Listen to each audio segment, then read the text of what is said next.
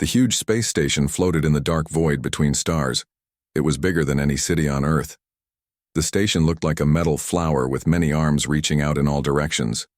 This was Omega 7, the home of the Galactic Council. Ambassador. Hyunwoo Kim looked out the window of his ship as they got closer to the station. He was a tall man with gray hair and kind eyes. He had been Earth's top diplomat for 20 years.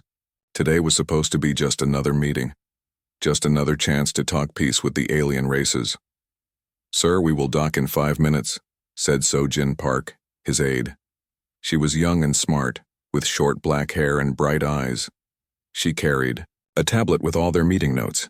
"Thank you, So-Jin," Hyunwoo said. He straightened his dark blue uniform. The Earth symbol was on his chest, a small blue planet with white clouds. "Are you ready for this?" "Yes, sir. All our papers are ready.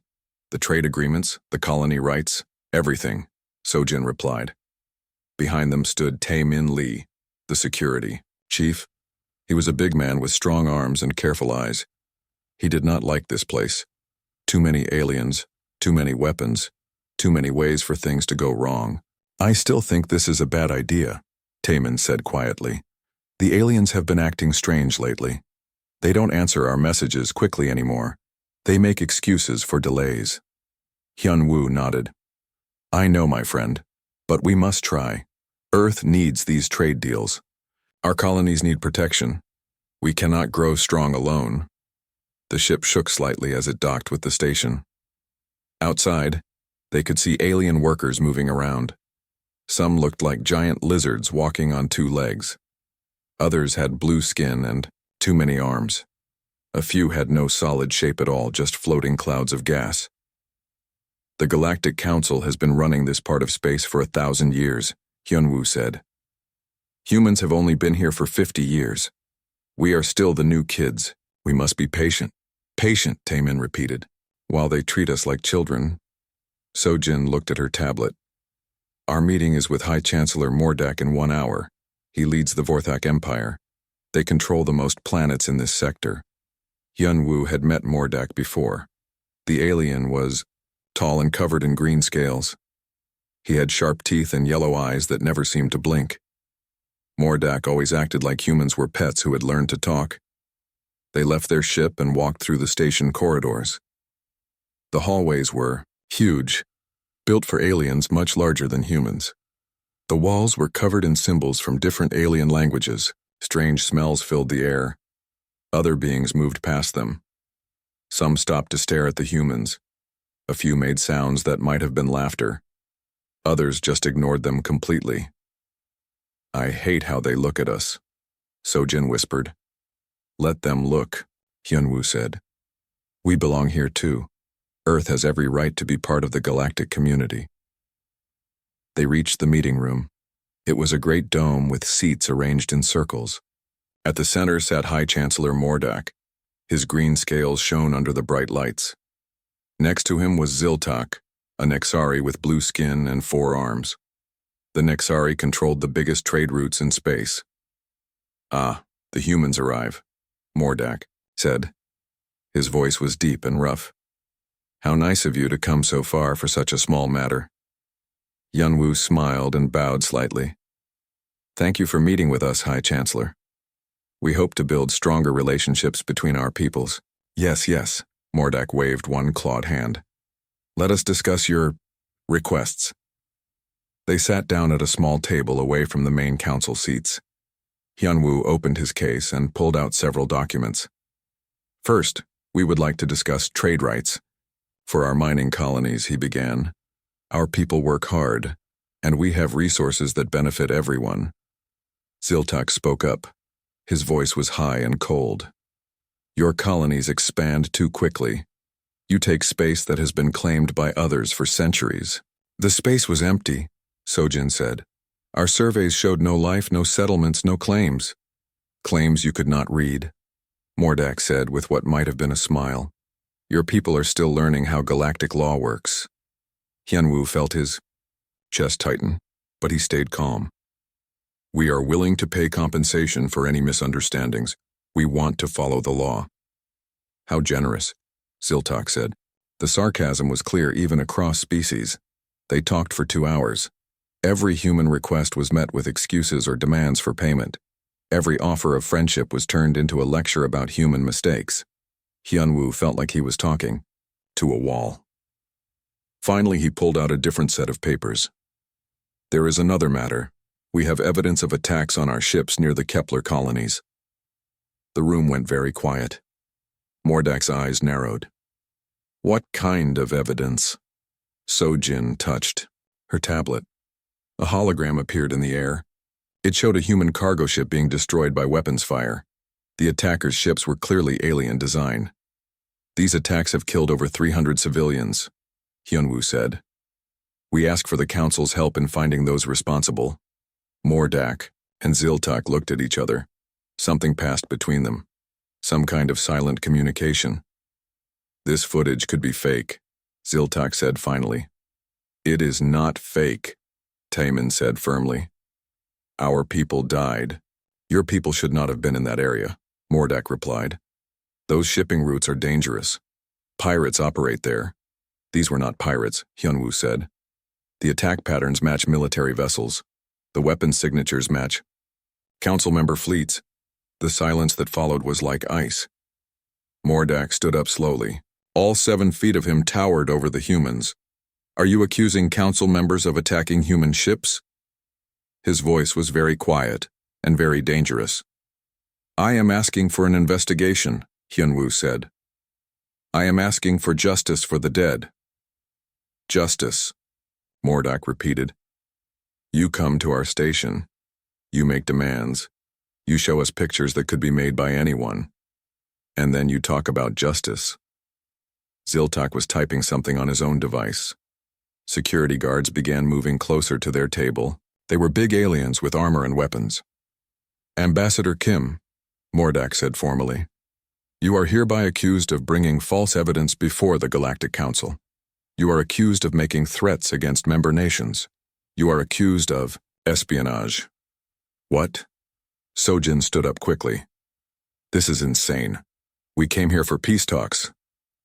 Search them, Mordak ordered. The guards moved fast. They grabbed Hyunwoo before he could react.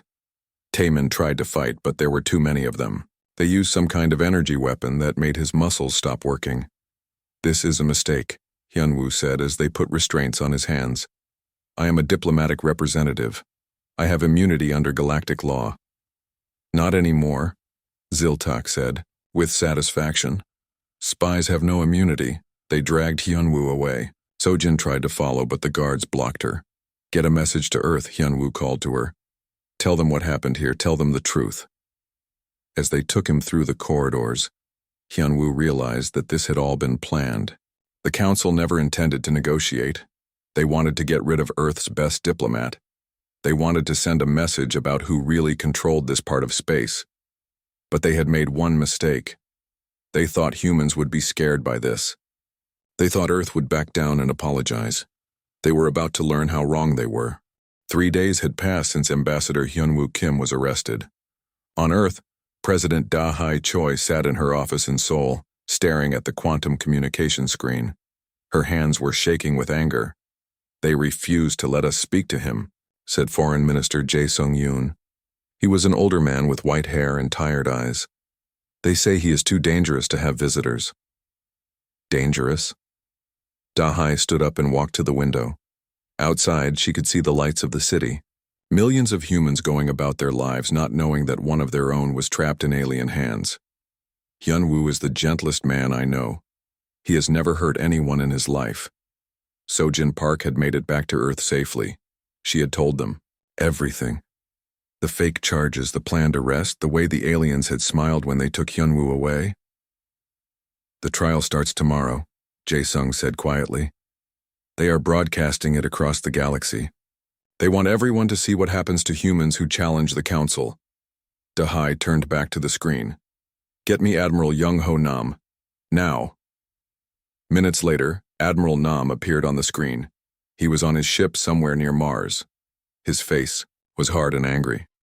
Madam President, he said with a bow. Admiral, how quickly can you get a fleet to the Council station? Da-hai asked. 12 hours, maybe 10 if we push the engines hard, but Madam President..." He hesitated. "What is it?" "They have 3 full battle fleets around that station now. They are expecting us to try something. If we attack, they will destroy us and call it self-defense." Dehai closed her eyes. Earth had a strong space force, but not strong enough to fight the entire Galactic Council. "Not yet. Keep your ships ready," she said. "If we get a chance to save him, I want to be able to move fast." The next day, the trial began. Every news channel on Earth showed the same terrible sight. Hyunwoo sat in a small cage in the middle of the council chamber. He looked thin and tired, but his back was straight and his eyes were clear. High Chancellor Mordak sat on his high throne like a king judging peasants. Around him, the other council members watched with cold interest. "The accused will stand," Mordak announced. Hyunwoo stood up slowly. The cage was so small he could barely move. Prosecutor Ziltak began reading the charges. Espionage against the Galactic Council, threatening member nations, bringing false evidence to council proceedings, conspiracy to commit acts of war. Each charge was worse than the last. They claimed Hyunwoo was a spy. They said he had secret weapons. They even said he was planning to poison the water supply on the station. All lies. "How do you plead?" Mordak asked. Hyunwoo looked directly at him. "I am innocent of all charges. I came here for peace. You know this is a lie." "The accused pleads not guilty," Ziltak said, as if he had not heard Hyunwoo's words. The trial was a joke. They brought in fake witnesses who claimed they had seen Hyunwoo doing terrible things. They showed pictures that had been changed to make him look guilty. They read messages that Hyunwoo had never sent. On Earth, Admiral Nam watched the trial on his ship's main screen. His officers stood around him, their faces full of rage. "Sir," said Captain Boram Lim, his second in command, "we have to do something. This is not justice. This is murder." "I know," Admiral Nam said quietly, "but if we attack now, we will lose. Then who will remember what they did to him?" President Dehai tried everything. She offered prisoner exchanges. She offered to pay huge amounts of money. She even offered to let the council put monitoring stations around Earth. Nothing worked. The aliens had made their decision before the trial even started. On the second day, they let Hyunwoo speak in his own defense. He stood up in his cage and looked around the chamber at all the alien faces staring at him. "I came here believing in peace," he said. His voice was weak, but clear. "I believed that different species could work together. I believed that understanding was possible between us." He paused and looked directly at Mordak. "I was wrong.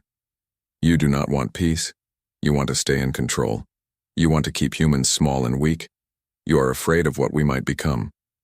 Mordak's scales changed color, turning darker. "You dare lecture us, you whose species has existed for the blink of an eye?" "Yes, I dare," Hyunwoo replied, "because someone has to tell the truth. You rule through fear. You attack the innocent and call it justice. You are not worthy to lead anyone." The chamber erupted in angry alien voices. Some called for his immediate execution. Others demanded worse punishments. Mordak slammed his hand on his throne for silence. "The council will now vote," he announced. It did not take long. Every member voted guilty.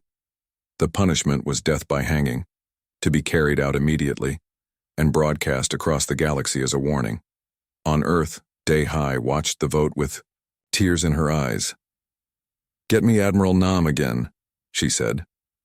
"Madam President," Admiral Nam said when he appeared on screen, "I am ready to attack. My people are ready to die for him." "No," Dehai said firmly. "He would not want that. He would want us to be smart, to wait, to remember. Then what do? We watch. We remember every face, every name, every alien who voted for this. And then we make them regret it." They brought Hyunwoo to the execution chamber. It was the same room where the council held their most important meetings. They had built a gallows in the center, right where the peace treaties were usually signed. Billions of beings across the galaxy watched. On Earth, Every human was glued to their screens. In the colonies, miners and farmers stopped their work to see what would happen to their ambassador. They put the rope around Hyunwoo's neck. He stood straight and proud, even now. "Any last words?" Mordak asked. Hyunwoo looked directly into the camera that was broadcasting across space. He knew that humans everywhere were watching. He knew his words would be remembered. "You have made an enemy of a species that never forgets," he said clearly. "We came in peace. We offered friendship. You answered with murder. When humans look at the stars now, we will not see wonder. We will see targets." He paused and smiled slightly. "My death will not frighten my people. It will awaken them.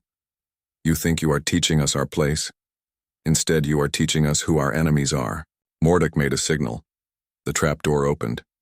Ambassador Hyunwoo Kim, Earth's greatest diplomat, died far from home, surrounded by aliens who thought his death would make humans afraid. On Earth, President Dahai Choi watched her friend die. Around her, the leaders of humanity stood in silence. But their silence was not fear. It was the silence of people making plans. "Gentlemen, ladies," Dahai said quietly, "it appears the age of diplomacy is over." Admiral Nam was still on the screen. His face was like stone. "Your orders, Madam President?" "Begin the Never Again protocol," she said. "Full military production, total mobilization, scientific research priority on weapons development." "And our response to the Council?" Dahai looked at the screen where Hyunwoo's body still hung. "Our response will come later, when we are ready, when we are strong enough to make them understand what they have done." She turned to face the other leaders. "They wanted to teach us our place in the galaxy," she said. "Very well. Let us show them exactly what that place is." 6 months had passed since the execution. On Earth, everything had changed. President Dahai Choi stood before the United Earth Assembly, looking out at representatives from every nation and colony. The Great Hall was silent. "Ambassador Hyunwoo Kim was murdered for telling the truth," she said. Her voice carried to every corner of the room. "He was killed for asking for justice. He died because the aliens fear what humanity might become." She paused and looked around the room. They were right to fear us. The Never Again protocol was now in full effect. Every human colony, every nation, every settlement was working toward one goal. Never again would humanity kneel before alien powers. In the underground laboratories beneath Seoul, Dr. Jiwon Kang worked 18 hours a day. She was Earth's top weapons scientist, a small woman with sharp eyes and hands that never stopped moving. "Show me the latest test results," she said to her assistant. "The new plasma weapons are 30% more powerful than anything the aliens have," he reported. "The adaptive armor can change its structure based on the type of incoming fire and the quantum disruptors." He smiled. "They will make alien shields useless." Dr. Kang nodded. "Good, but not good enough. The aliens have been fighting wars for 1,000 years. We need to be better than just stronger. We need to be unpredictable." In space, Admiral Young Ho Nam supervised the construction of humanity's new war fleet. The shipyards around Mars worked day and night. The sound of metal being shaped and welded never stopped. "How many ships do we have ready for combat?" he asked General Myung-song. General Song was a tough woman who had fought in the colony wars. She understood how to win against superior numbers. 50 attack ships, 20 heavy cruisers, and 5 of the new dreadnoughts, she reported. Not enough to fight the entire Galactic Council, but enough to hurt them badly. "And the special projects?" Commander Subino reports that the stealth ships are ready.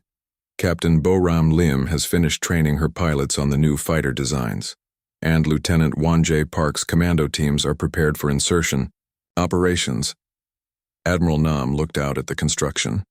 Human workers moved between the ships like ants building a colony. Everyone knew what they were working toward. "The aliens think we will try to negotiate," he said. "They think we will come, back begging for peace." "Will we?" General Song asked. "Oh yes, we will talk about peace, right after we burn their fleets out of space." Meanwhile, across human space, a different kind of war was already happening. Commander Subin O specialized in operations that officially did not exist. She was pulling human civilians out of alien territory before the shooting started. "How many more?" she asked Captain Boram Lim as they prepared for another mission. 3,000 humans still live in alien space, Boram replied. Scientists, traders, families who thought they were safe.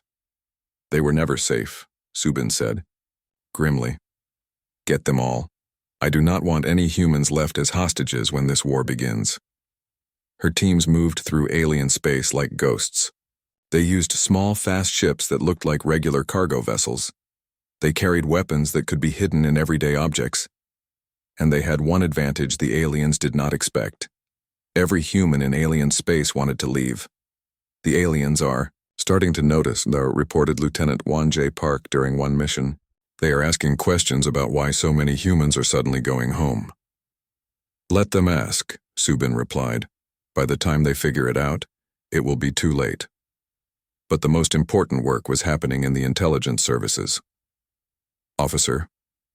Han Buell-Shin sat in a dark room surrounded by screens. She was tracking every alien ship, every alien weapon, every alien weakness. The Vorthak Empire has 40 battle fleets, she reported to Admiral Nam.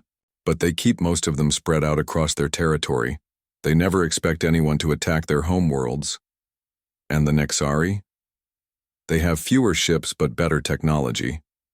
However, their command structure is very rigid. If we can disrupt their communications, their fleets will not be able to coordinate. Admiral Nam studied the intelligence reports. What about the other council members? Many of them are only allied with the big powers because they are afraid, Han Buell said. If we can show that the Vorthak and Nexari can be beaten, some of the smaller species might change sides. Or they might unite against us. True. But fear is a powerful motivator. Right now, they fear the Council more than they fear us. We need to change that.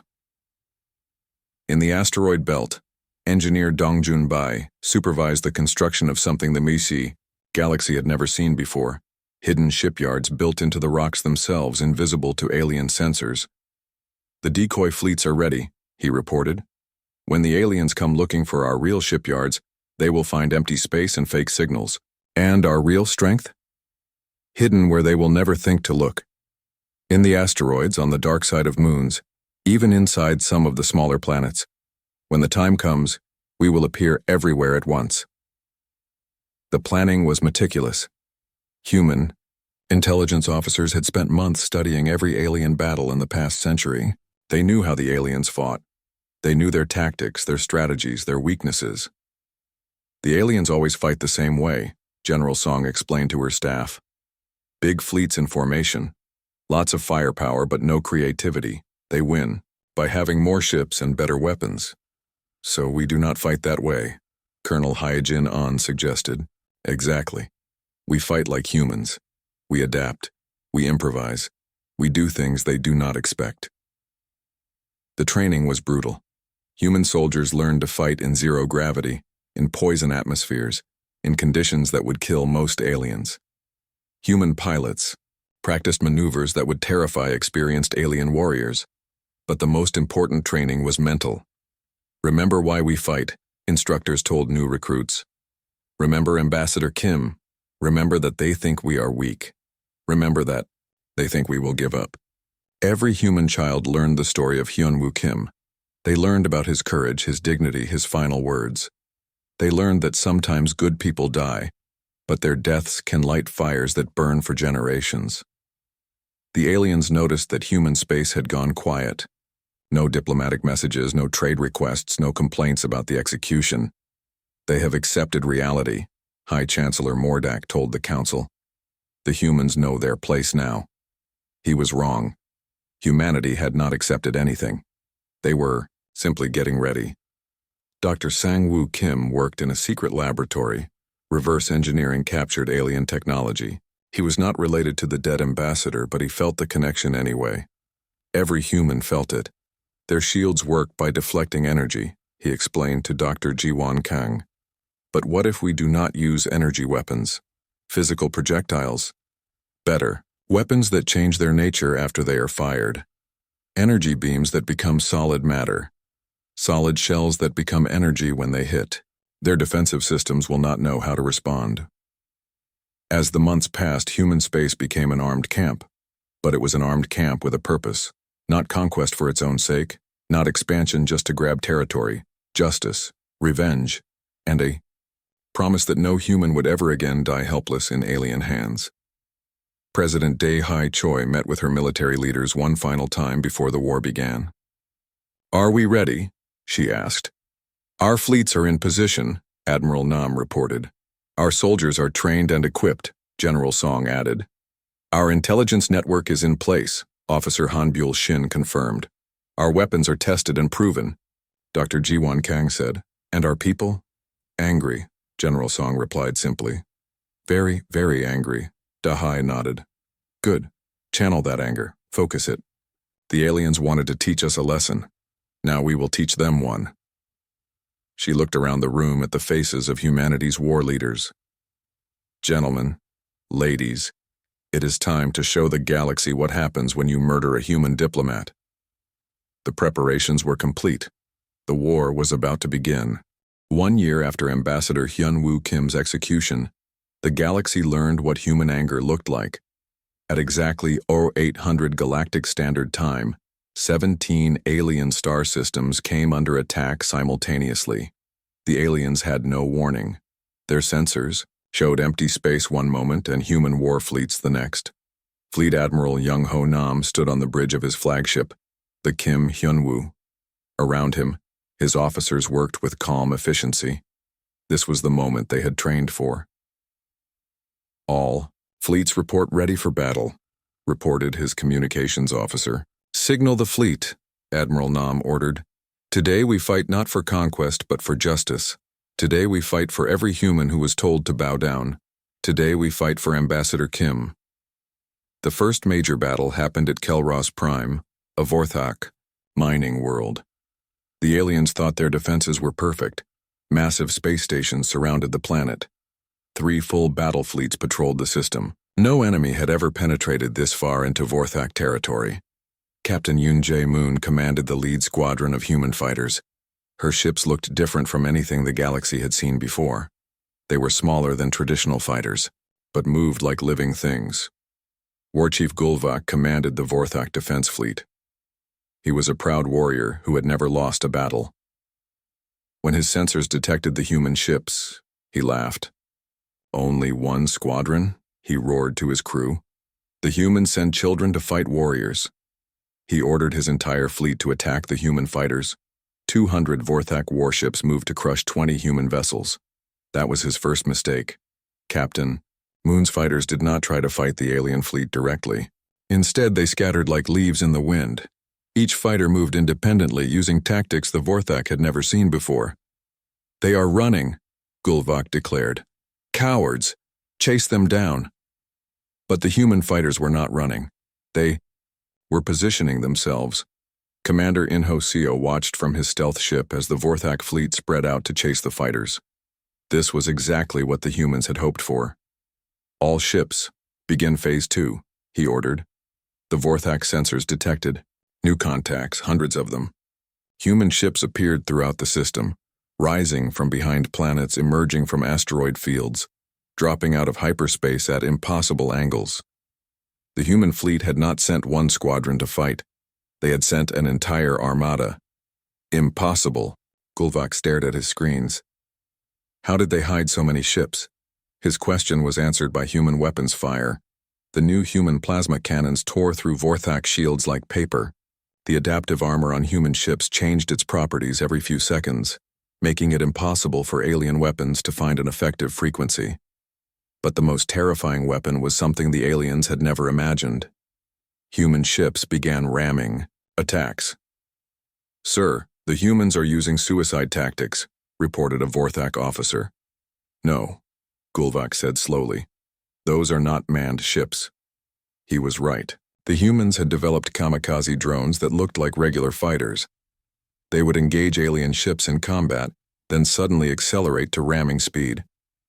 The drones were filled with antimatter warheads that could destroy ships 10 times their size. The Vorthak fleet, spread out and confused, began to fall apart under the human attack. Ship after ship exploded or went dark. "Retreat," Gulvak finally ordered. "All ships, retreat to the system edge." But there was nowhere to retreat to. Human ships waited at every escape route. The Battle of Kelros Prime lasted 3 hours. When it was over, the entire Vorthak defense fleet was destroyed. The humans had lost 12 ships. On the other side of alien space, the Nexari faced their own nightmare. Admiral Kexnari was considered the most brilliant alien military mind of his generation. His fleet was the most advanced in the galaxy. He felt confident as he moved to intercept the human force attacking the Nexus Gate, the most important trade station in Nexari space. "The humans fight like barbarians," he told his staff. "Crude tactics, inferior technology. We will crush them and end this rebellion before it spreads." Captain Sunmi Jiang commanded the human experimental ship Retribution. Her vessel looked like a normal heavy cruiser, but it contained technology that pushed the limits of physics. "Bring us within weapons range of their flagship," she ordered. "Ma'am, they outnumber us 5 to 1, her weapons officer warned. "Numbers do not matter if they cannot hit us," Captain Jiang replied. The Nexari fleet opened fire as soon as the humans came within range. Hundreds of energy beams converged on the human ships. But something impossible happened.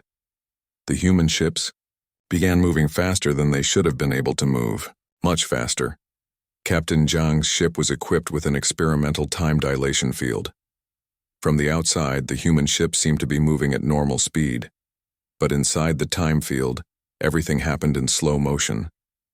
The human crews had minutes to dodge alien weapons that seemed to crawl through space. They had hours to aim their own weapons at aliens who appeared to be frozen in place. The Battle of Nexus Gate became known as the 20-minute war because that was how long it lasted. From the aliens' perspective. From the humans' perspective, the battle took 6 hours. Admiral Kexnari watched in horror as his fleet was systematically destroyed by enemies who moved like ghosts. Human weapons appeared from nowhere to strike alien ships. Nexari vessels exploded before their crews could even understand they were under attack. "How are they doing this?" he demanded. His science officer was studying the sensor readings. "Sir, I believe they are manipulating time itself around their ships." "That is impossible. So was hiding an entire fleet in empty space." "But they did that too." The Admiral's flagship was the last ship destroyed.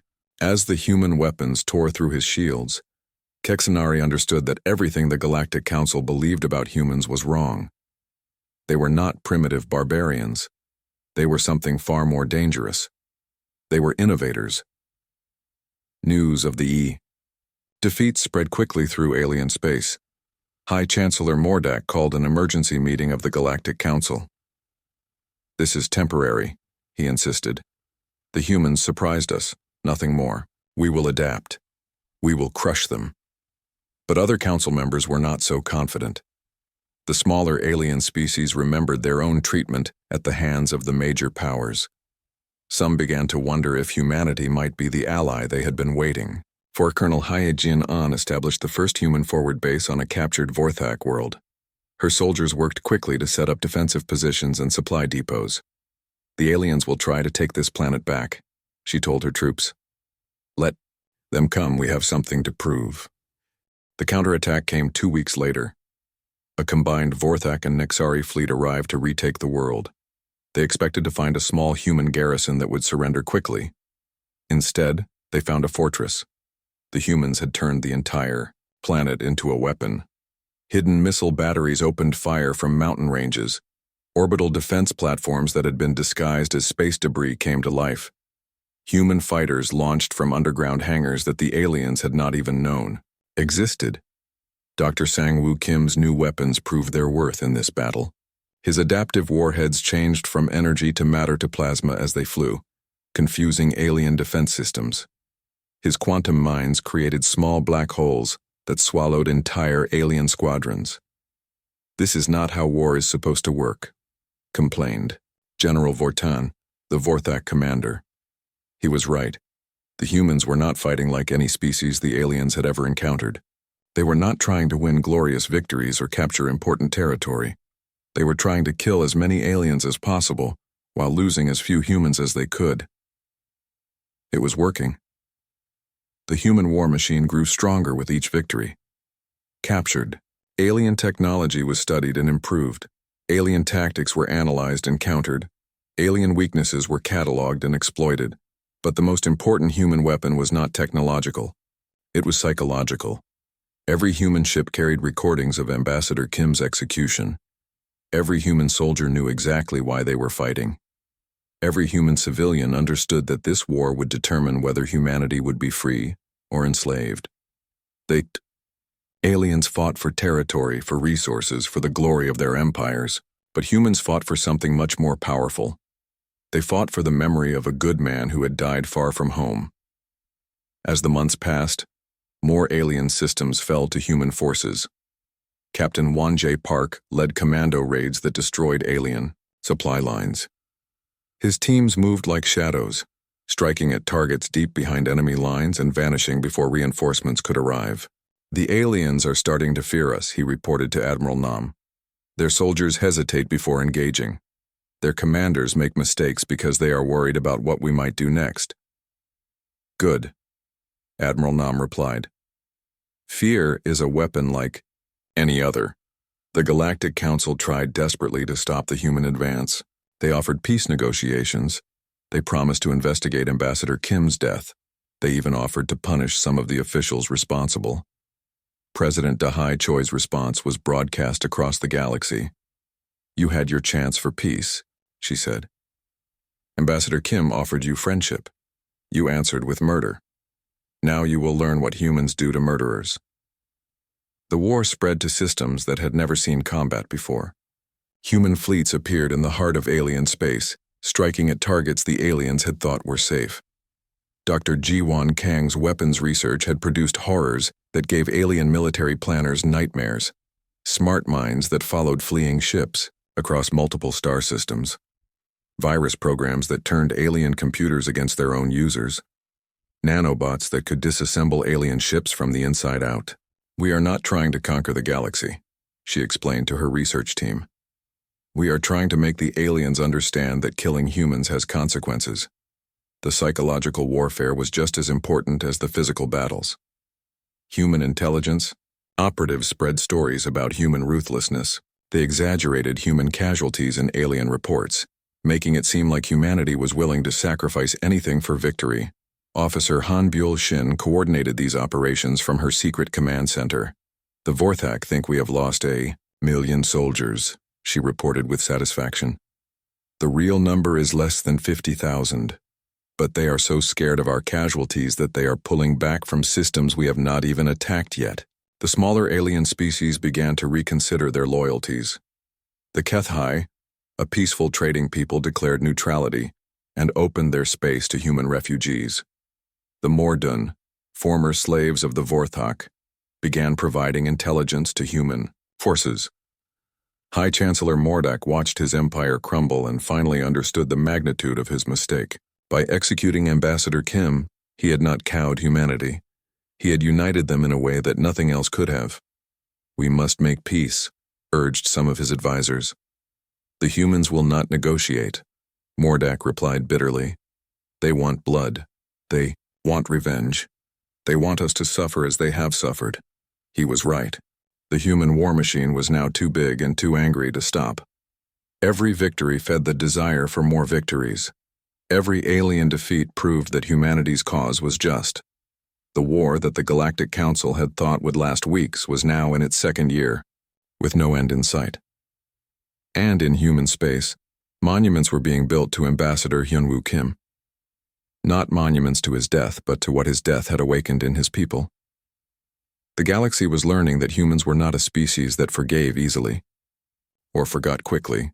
The war was far from over. But already, one thing was clear. Ambassador Kim's execution had not silenced humanity's voice in galactic affairs. It had given humanity a new voice entirely, the voice of war. 5 years had passed since the execution of Ambassador Hyunwoo Kim. The galaxy was no longer the same place. In the ruins of what had once been the mighty Galactic Council Station Omega-7, President Seo Jun-moon stood looking at the memorial they had built. He was younger than Dahai Choi had been, But the weight of leading humanity in wartime had aged him quickly. The memorial was simple. A statue of Ambassador Kim, standing with his hands open in a gesture of peace. Around the base were carved the names of every human who had died in the war that followed his execution. The list was long, but not as long as the alien casualties. "The final count from the Nexari home system?" President Moon asked Admiral Sujin Baek. "Their entire defense fleet is destroyed," she reported. "The planet has surrendered. That makes 15 alien homeworlds that have fallen to our forces. 15 worlds. Billions of alien lives disrupted.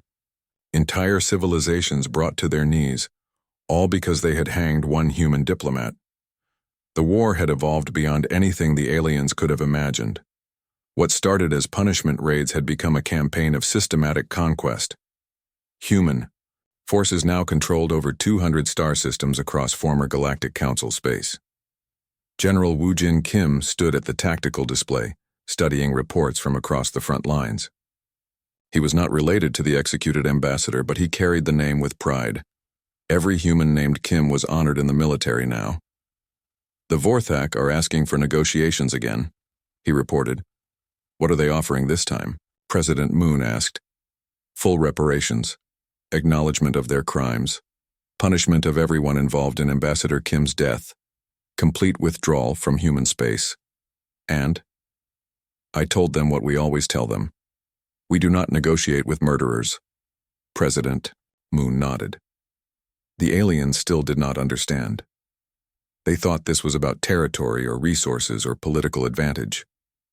They thought humans would eventually be satisfied with enough concessions. They were wrong. Director Minji Yu ran the Remembrance Project from her office in New Seoul. Her job was to make sure that no human child grew up without knowing why they fought. "How many schools are we operating in the occupied territories?" she asked her assistant. "Over 3,000. Every human child in former alien space learns about Ambassador Kim. They learn about human history. They learn about justice. And the alien children? They learn too. They learn what happens when you murder human diplomats." The education program was not cruel, but it was thorough. Young aliens learned that the war was not humanity's fault. They learned that their own leaders had chosen violence over peace. They learned that humans were not conquerors but defenders of justice. Many of them were beginning to believe it. The Galactic Council no longer existed as a governing body.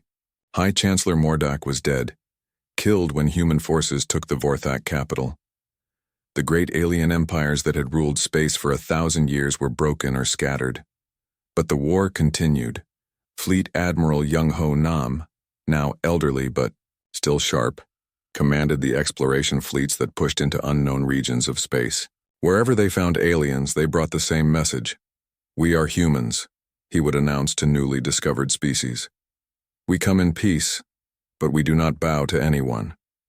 If you want to be our friends, you will treat us as equals. If you want to be our enemies, ask the Vorthak how that worked out for them." Most alien species chose friendship. Captain In-Ho Seo, now an admiral himself, specialized in finding alien species that the Galactic Council had oppressed. The galaxy was full of races that had been enslaved or exploited by the major powers. "Theo, Kethmari want to join our alliance," he reported from the edge of known space. "The Galactic Council used their planet as a prison colony for 3 centuries. They want revenge almost as much as we do." The human alliance was growing, not just humans, but dozens of alien species that had suffered under Council rule. They all understood that humanity offered something the galaxy had never seen before: justice backed by unstoppable force. Colonel Hye-Jin An, now a general, commanded the peacekeeping forces on occupied worlds. Her job was to make sure that the transition from alien to human rule went smoothly. "The former Nexari colonies are adapting well," she reported. "Crime is down. Production is up. The local population seems relieved." Relieved? They no longer live in fear of their own government. Under Council rule, any alien could be arrested for any reason. Under human rule, there are laws, there are rights, there is due process. It was ironic. The species that had been called barbarians by the Galactic Council was bringing civilization to worlds that had known only tyranny. Dr. Sang-Woo Kim continued his research, but now his focus was different. Instead of developing new weapons, he was working on reconstruction technology, ways to repair the damage that war had caused, ways to help alien worlds rebuild under human protection. The atmospheric processors for the Vorthak mining worlds are ready, he reported. We can restore those planets to garden worlds within 10 years. Why help them? Asked a younger scientist. They were our enemies. Because that is what humans do, Dr. Kim replied. We fight our enemies until they surrender. Then we help them become our friends. The psychology of the war had shifted. Early on, humans had fought out of anger and desire for revenge. Now they fought out of duty. They had become the galaxy's police force whether they wanted to or not. Officer Hanbyul Shin, now director of Galactic Intelligence, monitored alien resistance movements from her headquarters on Earth. The Korthax rebellion has been crushed, she reported. That was the last organized military resistance to human rule. Any new threats? Some terrorist groups, pirates, nothing we cannot handle. The real problem is not military resistance. It is administrative. What do you mean? We now control over 500 star systems with billions of alien inhabitants. Managing an empire this size is becoming a challenge. President Moon understood the problem. Humans had never intended to rule the galaxy. They had only wanted justice for Ambassador Kim. But every victory led to more territory, more responsibility, more aliens looking to humanity for protection. Perhaps it is time to consider a different approach, he said. The solution came from an unexpected source.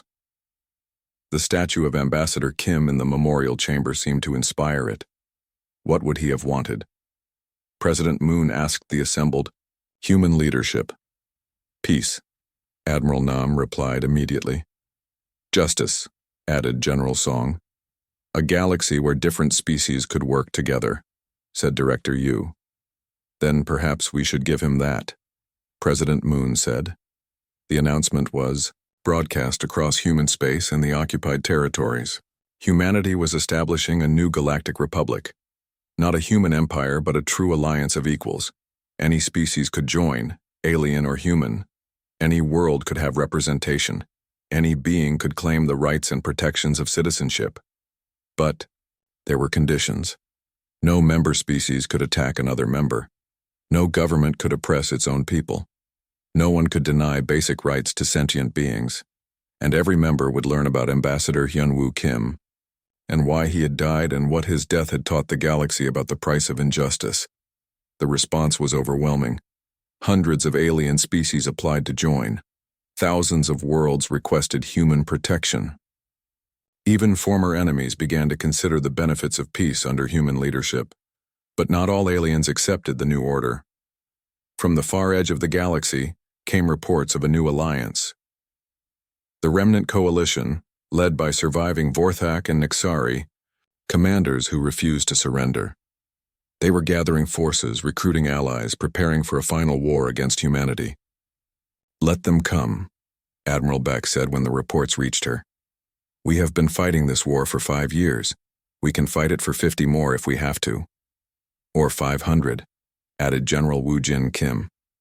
That was the truth that the galaxy was still learning to accept. Humans did not fight wars to win territory or resources.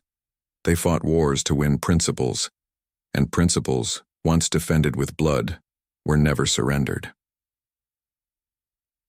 President Moon stood in the memorial chamber, looking up at the statue of Ambassador Kim, the peaceful diplomat who had wanted nothing more than friendship between species. I hope you would approve of what we have built in your name, he said quietly. The galaxy was at peace mostly. Billions of beings lived under the protection of human law. The strong no longer preyed upon the weak without consequence. But human fleets still patrolled the stars. Human soldiers still stood ready for battle. Human weapons still protected the innocent from those who would harm them. The war that began with one man's execution had become something larger than war itself. It had become a promise that justice would be defended, that the innocent would be protected, that no being would be murdered for speaking truth to power. And if that promise required eternal vigilance, eternal preparation, eternal readiness for war, then humanity would pay that price. They were, after all, a species that never forgot. The memorial chamber was quiet as President Moon left to attend another session of the new Galactic Senate.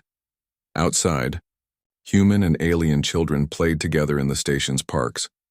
Former enemies worked side by side in the laboratories and workshops. Peace had come to the galaxy.